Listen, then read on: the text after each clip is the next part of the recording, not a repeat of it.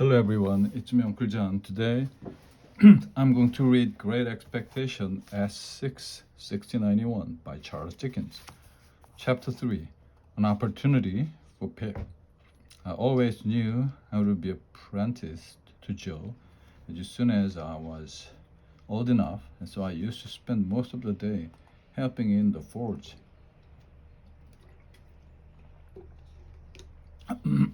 However, I also attended the village evening school, which was organized by an ancient relation of Mr.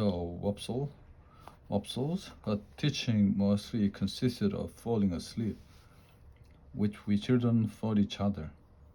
But Mr. Wopsle's young cousin Billy tried to keep us under control and teach us to read, write, and count. Mr. Wopsle's examined us every 3 months. In fact, he did not ask us any questions at all, but read aloud from Shakespeare, waving his arms dramatically and enjoying the sound of his own voice. One night, about a year after the escaped convicts had been caught, I was sitting by the kitchen fire writing a letter to Joe. I didn't need to because he was sitting right next to me, but I wanted to practice my writing. After an hour or two of hard work, I passed this letter to him. My dear Joe, I hope you are well. I can teach you what I have learned. What fun, Joe. Love, Pip. Pip, old boy, cried Joe, opening his kind blue eyes very wide. What a lot you have learned. Here's a J and an O. That's for Joe, isn't it? Pip, I wondered whether I would have to teach Joe from the beginning. So I asked, how do you write the Gargery, Joe? I don't write it at all. But you know, I'm fond of reading. Give me a good book or newspaper, a good fire, and I ask no more. Well, when you come to a J and O and an O, how interesting reading is. Didn't you ever go to school, Joe, when you were young? No, Pip. You see, my father drank a lot, and when he drank, he used to hit my mother, and me too sometimes. So she and I ran away from him several times, and she used to say, now, Joe, you can go to school, but my father has such a good heart that he didn't want to be without us. So he always came to find us and took us home and hit us. So you see, Pip, I never learned much. Poor Joe. But remember, Pip, my father had a good heart. I wondered about that, but said nothing. He let me become a blacksmith, which was his job too, only he never worked at it. I earned the money for the family until he died. And listen to this, Pip. I wanted to put this on his gravestone. Whatever the fault he had from the start. Remember, reader, he had a good heart. Did you invent that yourself, Joe? I asked, surprised. I did, said Joe proudly.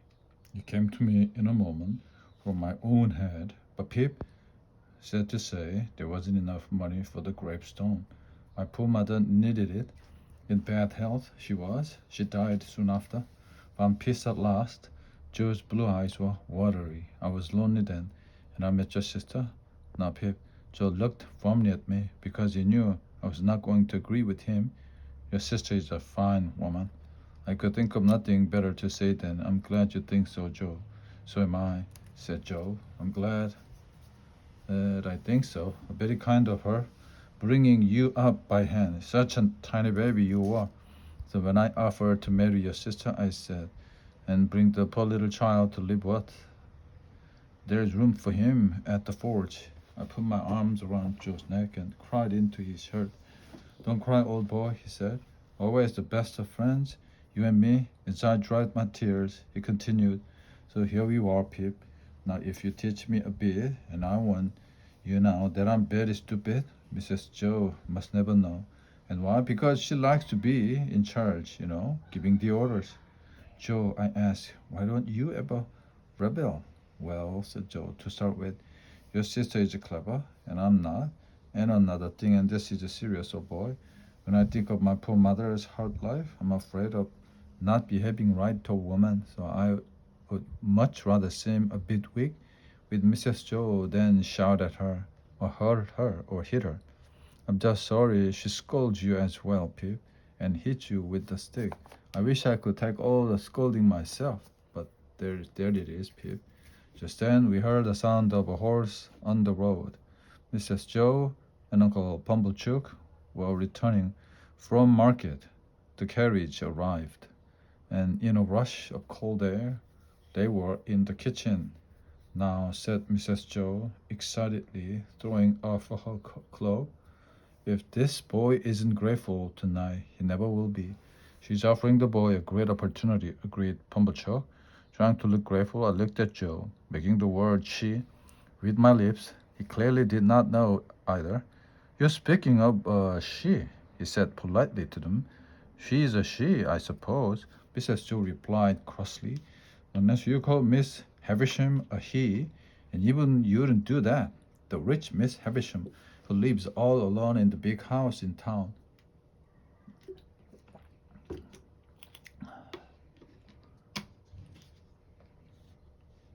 Asked Joe. There aren't any other Miss Havishams that I know of. She wants a boy to go and play there. She asked Uncle Pumblechook if he knew of anyone, and Uncle Pumblechook, thinking of us as he always does, suggested this boy. And what's more, Uncle Pumblechook, realizing that this boy's fortune may be made by going to Miss Havisham's, and has offered to take him into town tonight in his carriage and let him sleep in his own house, and deliver him tomorrow to Miss Havisham's. And just look, she cried, catching hold of me. Look at the dirt on this boy. I was washed from top to toe in Mrs. Joe's usual violent manner, and handed over in my tidy Sunday clothes to Mr. Pumblechook in the carriage, taking me into town. I cried a little. I had never been away from Joe before, and I had no idea what was going to happen to me at Miss Havisham's. Mr. Pumblechook seemed to agree with my sister that I should be punished as much as possible. Even when eating ends up for breakfast next morning, he gave me a large piece of bread with very little butter and a cup of warm water with very little milk, and insisted on checking my learning. What's 7 and 13, boy? He continued, testing me all through breakfast. At 9 and 11, so I was glad to arrive at Miss Havisham's house at about 10 o'clock. It was a large house made of old stone and with iron bars on the windows. We rang the bell and waited at the gate. Even then, Mr. Pumblechook said, and 14, but I pretended not to hear him. Then a young lady came to open the gate. Let me in. Mr. Pumblechook was following me when she stopped him. Do you wish to see Miss Havisham? She asked. If Miss Havisham wishes to see me, answered Mr. Pumblechook, a little confused. Ah, said the girl, but you see, she doesn't. Mr. Pumblechook dared not protest, but he whispered angrily to me before he turned away. Boy, behave well here and remember those who brought you up by hand. I thought he would come back and call through the gate, and 16, but he did not. The young lady took me through the untidy garden to the house. Although she called me boy, she was the same age as me, but she seemed much older than me. She was beautiful and as proud as a queen. We went through many dark passages until we reached a door, where she left me, taking a candle with her. I knocked at the door and was told to enter. I found myself in a large room where the curtains were closed to allow no daylight in, and the candles were lit. In the center of the room, sitting at a table, was the strangest lady I have ever seen or shall ever see. She was wearing a wedding dress made of rich material. She had a bride's flowers in her hair, but her hair was white. There were suitcases full of dresses and jewels around her, ready for a journey. She only had one white shoe on. Then I realized that over the years, the white wedding dress had become yellow, and the flowers in her hair had died, and the bride inside the dress had grown old. Everything in the room was ancient and dying. Only brightness in the room was in her dark old eyes that stared at me. Who are you? Said the lady at the table. Pip, madame, Mr. Pumblechook's boy, come to play. Come close. Let me look at you. As I stood in front of her, I noticed that her watch and a clock in the room had both stopped at 20 minutes to 9. You aren't afraid of a woman who has never seen the sun since you were born? Asked Miss Havisham. I'm sorry to say I told a huge lie by saying no. Do you know what this is? She asked, putting her hand on her left side. Yes, madame. It made me think of my convict's traveling companion. Your heart, madame, I added. My heart broken, she cried almost proudly, with a strange smile. Then she said, I'm tired. I want to see something different, play. No order could be more difficult to obey in that house and that room.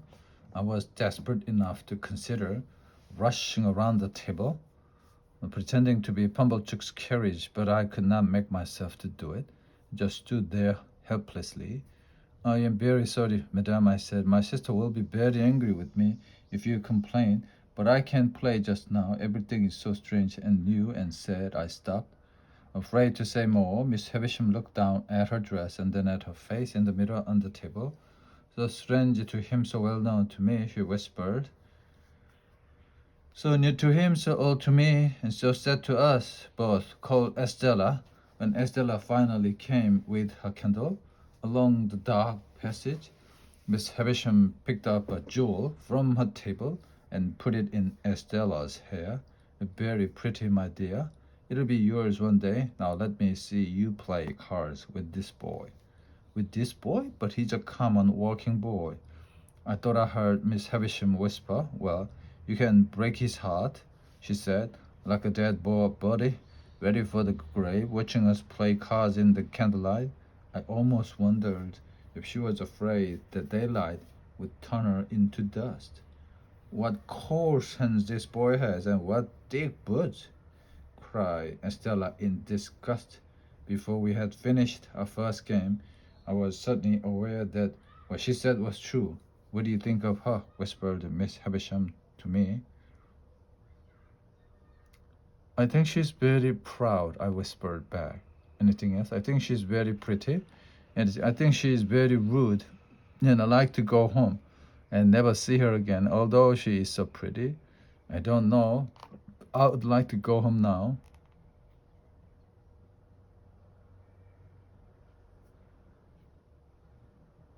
Miss Havisham smiled. You can go home. Come again in 6 days. Time. Estella, give him some food. Go, Pip. So I found myself back in the overgrown garden in the bright daylight. Estella put some bread and meat down on the ground for me, like a dog. I was just so offended by her behavior towards me that the tears came to my eyes. As soon as she saw this, she gave a delighted laugh and pushed me out of the gate. I walked the 4 miles home to the forge, thinking about all I had seen, and as I looked sadly at my hands and boots, I remembered that I was only a common working boy and wished I could be different. My sister was curious to know all the details of my visit and kept asking my questions, question after question. Somehow I felt I could not, or did not want to, explain about Miss Havisham and her strange house. I knew my sister would not understand, and the worst of it was that all the fool Pumblechook arrived at tea time to ask more questions. Just looking at his fish-staring eyes and open mouth made me want to keep silent. Leave this to me, madame, he told Mrs. Joe. I'll make him concentrate. Now, boy, what's 43 and 72? I don't know. I said I didn't care either. It's 85, for example. He joked. Yes, I answered, although I knew it wasn't. My sister hit me hard on the head. Boy, he continued to describe Miss Havisham. Very tall and dark, I said, lying. Is she, uncle? My sister eagerly. Oh, yes, answered Mr. Pumble. So I knew immediately that he had never seen her. This is the way to get information from this boy, he added quietly to Mrs. Joe. Oh, well, you make him obey you, uncle.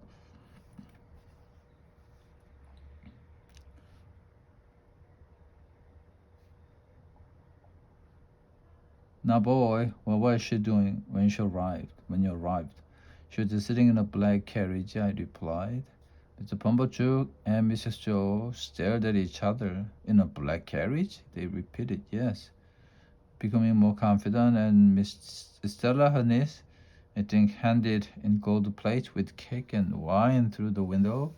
Was anybody else there? Asked Mr. Pumblechook. For dogs, huge one. They ate meat. They ate meat out of a silver basket. Where was this carriage, boy? In her room, but there weren't any horses. Can this be possible, uncle? She's a strange woman, madam. It's quite possible. What did you play at? We played with flags. I answered. What lies I was telling. Estella waved the blue one, and I had a red one, and Miss Havisham waved one with the little gold stars on, out of the carriage window. Fortunately, they asked no more questions and was still discussing the wonderful things I had seen. When Joe came in from the forge, when I saw his blue eyes opened wide in surprise, I felt sorry I had lied. And that evening, as soon as I found Joe all alone for a moment, I confessed to him that I had lied about my visit to Miss Havisham. Is none of it true, Pip? No black carriage, but at least there were dogs, weren't there, Pip? No, not even one dog? No, Joe, I'm sorry. Pip, old boy, his kind face looked very unhappy. If you tell lies, where do you think you will go when you die? I know, Joe, it's terrible. I don't know what happened. I wish I didn't have such thick boots and such coarse hands. I'm so miserable, Joe. The beautiful young lady, Miss Havisham's, said I was common, and I know I am. Somehow that made me tell lies. One thing to remember, Pip, lighting his pipe slowly, is that lies are always wrong. You can't stop being common by telling lies. That's not the way to do it. And you're learning all the time. Pip, look at the letter you wrote me last night. Even the king had to start learning at the beginning, didn't he? That reminds me, any flags at Miss Havisham's? No? That's a pity. Look here, Pip. This is a true friend speaking to you. Take my advice. No more lies. Live well and die happy. Encouraged by Joe's earnest words, I went to bed. But I couldn't stop myself thinking that Estella would consider Joe's boots too thick and his hands too coarse, and our whole family common. That was a day I shall never forget. Chapter 4. A present from a stranger. I desperately wanted to be accepted by Estella. I realized I could never become well educated just by attending old Mrs. Wopsle's evening school. So I asked Mr. Wopsle's, the cousin, the Biddy, to teach me everything she knew. She helped me as much as she could, but I knew it would take a long time to reach Estella's level. One evening I went to fetch Joe from the village pub, where my sister sometimes allowed him to smoke his pipe and have a beer. Mr. Wopsle and Joe were sitting with a stranger, a man I had never seen before. One of his eyes was half closed, and he wore a big hat which covered most of his head, and he certainly looked interested when I arrived, and rubbed his leg in a rather strange way. His hand just ordered hot rum for the three of them. It's lonely country round here, gentlemen, he said. Yes, said Joe, just marshes down to the river. Do people ever spend the night on the marshes? No, except an escaped prisoner sometime. Difficult to find, they are.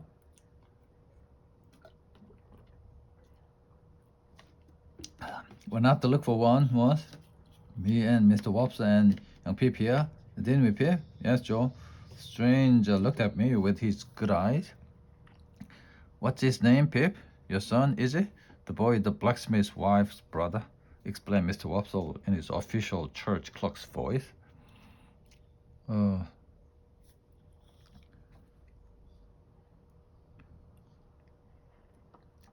When the drinks arrived, the stranger did something that he wanted nobody to see except me. He mixed his hot rum and water, not with a spoon, but with a file, which he put back in his pocket when he had finished.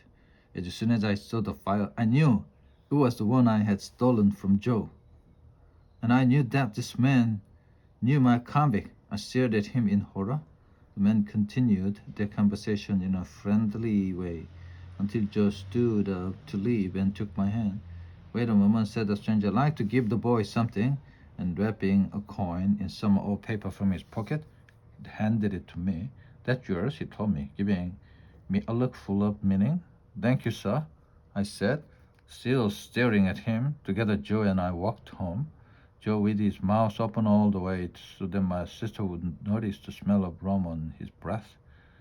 But when we arrived home, we found the stranger had given me 2-pound notes as well as the coin. My sister thought it must have been a mistake and kept the pound notes in case he came back for them.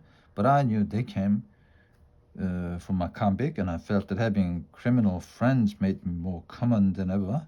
The next time I went to Miss Havisham's, I was shown into a different room to wait. Several ladies and gentlemen, relations of hers, were there. They all turned and looked at me in disgust when I was the first to be called by Estella. As Estella was leading me along the dark passages, she stopped suddenly and put her face close to mine. Look at me, boy. Am I pretty? Yes, I think you are very pretty. Am I rude to you? Not as much as the last time. So she hid my face as hard as she could. Now, you coarse little boy, what do you think of me? I won't tell you. Why don't you cry again, you fool? Because I'll never cry for you again, I said, which was a very false promise because I was crying inside at the time, and only I know how much I cried for her later. On our way upstairs, we met a gentleman coming down in the dark. He was a large, heavy man with a very dark skin, sharp eyes, and a huge head, almost bald on the top. His hands smelled strongly of perfumed soap. I didn't know then how important he would be later on in my life. Who's this? He asked Miss Estella, stopping to look at me. A local boy. Miss Havisham sent for him. She replied, well, in my experience, boys are bad, he said to me. Behave yourself. He bit the side of his large finger as he frowned at me and then continued downstairs. This time Miss Havisham was in another room, which I had not seen before. The furniture was covered in dust. In the candlelight, I could see a long table, in the middle of which was a large yellow shape with hundreds of insects feeding off it. This, said Mr. Havisham, pointing to the table, is where they will put me when I'm dead. I'll lie on the table, and my relations can come and look at me. She put a bony hand on my shoulder, but I didn't want her to touch me. I was afraid she would die there and then. And then she added, pointing to the yellow shape, that was my wedding cake. Mine. She looked all round the room angrily. Come, help me walk around the room, and called Estella. I held her arm to support her as she walked. We were still going slowly and painfully around the room when Estella brought in the relations who had been waiting downstairs. They stood watching us at the door. I thought they blamed me for Miss Havisham's cold manner towards them. Dear Miss Havisham, they said, one of the ladies suddenly, how well you look. I do not. I am yellow skin and bone. How could Miss Havisham look well after all her suffering? Said the second lady quickly. Impossible. What a silly idea. And how are you? Miss Havisham asked the lady. As we were close to her den, I would have stopped, but Miss Havisham insisted on walking past. It seemed rather rude. Now, not well at all, said this lady sadly. I don't want to talk too much about my feelings. But well, I often lie awake at night thinking of you, dear Miss Havisham. Well, don't, said Miss Havisham crossly, as we hurried past the little group again. I'm afraid I can't stop myself. I often wish I were less sensitive and loving. But that's my character, and I have to live with it. And she started crying softly. Look at Matthew now, she added through her tears. Matthew never comes to me, dear Miss Havisham, but when she heard Matthew's name, Miss Havisham stopped walking and stood looking at the speaker, who suddenly became silent. Matthew will come in the end, said Miss Havisham firmly. When I die and am laid on the table, you will stand around and look at me. You here? You there? You're next to her? You two there? Now you know where to stand, and now go. The ladies and gentlemen went slowly out of the room, some protesting quietly that they hadn't seen enough of the dear relation. When they had all gone, Miss Havisham said to me, "This is my birthday, Pip. I don't allow anyone to speak of it. My relations always come on this day once a year. This day, long before you were born, was my wedding day. Perhaps I shall die on this day too. And when they lay me in my wedding dress on that table, I'll have my revenge on him." In the heavy air of that dark, dusty room, she was a ghostly figure in her yellow, white dress. There was a long silence. As usual, I left the house and walked towards the gate. But this time something strange happened. In the garden, I met a pale young gentleman with fair hair. "Hello," he said, "come and fight this way." I was so surprised that I followed him without a word. "Wait a minute," he said, turning around quickly. "I must give you a reason for fighting. There it is." And he pulled my hair, then pushed his head hard into my stomach. I was ready to fight him after this, but he danced about so much that I couldn't get close to him. "Follow the laws of the game," he said, eagerly preparing himself for a fight. He seemed to know so much about fighting that I was very surprised when I knocked him down with my first hit. And then again with my second. He always got up immediately and seemed very glad to be fighting in the crook manner. I admired him greatly for his bravery and his cheerfulness. Finally, he had to agree I had won, and we said goodbye. When I reached the gate, I found Estella waiting for me. She seemed very pleased about something. I wondered if she had been watching our fight. Before I went out, she said, "Here, you can kiss me if you like." I kissed her cheek. It was true that I wanted to kiss her very much, but I felt the kiss was almost like a coin thrown to a poor common boy, and now worse anything. I didn't see the pale young gentleman there again. I continued my visit to Miss Havisham. For almost a year, she took great pleasure in watching my growing admiration for Estella, and my unhappiness when Estella laughed at me. "Go on, my love," she used to whisper in Estella's ear. "Break men's hearts and have no mercy. I want my revenge." Meanwhile, my sister and the Pumpachuk never stopped discussing Miss Havisham and her considerable wealth. They were sure I could expect a large present from her, either before or after her death. But one day, Miss Havisham decided it was time to apprentice me to Joe, and told me to bring him to her house. My sister was very angry because she was not invited as well. The old Joe simply could not believe his eyes when he and I entered Miss Havisham's room the next day. The darkness, the candle, the dirt, and ancient furniture, the old lady in her bright dress, it was almost too much for Joe's limited intelligence. That may be why he refused to speak to Miss Havisham directly, but spoke only to me during the conversation. I was ashamed of him, especially as I could see Estella laughing at me over Miss Havisham's shoulder. "So," began you Joe Gargery, blacksmith, are ready to take Pip as an apprentice?" "You know, Pip," replied Joe, "how we have both been looking forward to working together, haven't we, Pip?" "You don't expect any payment when he becomes your apprentice?" she continued. "Now, Pip," said Joe, rather offended, "the question doesn't need an answer between you and me, does it, Pip?" Miss Havisham looked kindly at Joe. I think she understood more of his character than Estella did. She picked up a little bag from the table. "Pip has on something here. There are 25 pounds in this bag. Give it to your master, Pip." The strange situation seemed to have made Joe go mad. Even now he insists on speaking to me. "This is very generous of you, Pip. Very generous. Now, old boy, we must try to do our duty to each other. Mustn't we, Pip? Goodbye, Pip. Take them out, Estella. Shall I come again?" I asked. "No. The Gargery is your master now. Gargery, remember, I am giving you this money because he has been a good boy. Don't expect anything more." Somehow I managed to get Joe out of the house, and in the daylight he gradually became normal again. In fact, I think his intelligence was improved by the interview, because as we walked home, he invented a surprisingly clever plan. Well, so you have finished visiting your fine lady, have you? I'm surprised you bothered to come home at all. Miss Havisham asked me to send her best wishes, was it, Pip? To Mrs. J. Gargery? Best wishes, I agree, and apologize for not being well enough.